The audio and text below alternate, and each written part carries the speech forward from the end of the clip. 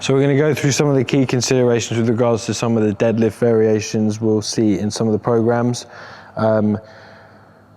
With regards to the deadlift itself, it's typically regarded as a full body movement, and that is very true in the sense of it's essentially challenging every muscle in the body.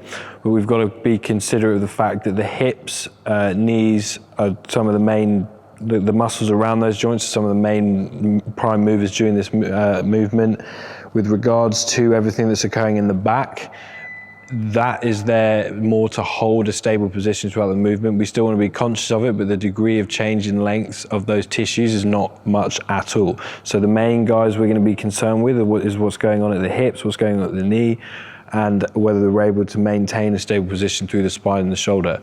So if Callum sets up to pull from this, he's considerate of his foot position, his hip position, his shoulder position, all the way from the floor up. So he's firstly thinking about driving his heels hard into the floor. Then he's thinking about ensuring his hips are locked down, he's able to engage through his glutes well.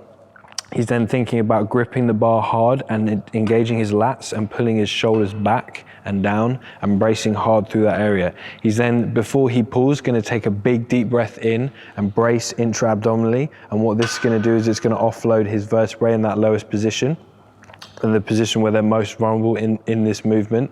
And as you can see, he's not actually able to maintain a fully neutral spine, so that intra-abdominal pressure is going to be key to preventing excessive torque loading through those vertebrae.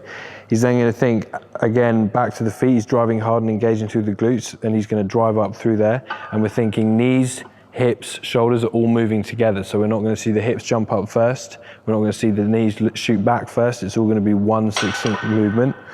And he's just going to go for a few more. Nice. And if you were considering performing this in like a Dorian Yates style, Callum would basically lower that bar, so he'd still be generating some element of knee flexion, but he wouldn't touch the floor, and then he'd come straight back up. So it's kind of stopping relatively short of a conventional deadlift, and it's somewhere between that and an RDL. And then again, if we were then moving on to like a rack pull variation, we're simply performing that same deadlifting movement where we're thinking about driving with the hips, a small amount from the knee, but again, keeping everything stable through the spine. Obviously, we're moving through half the movement.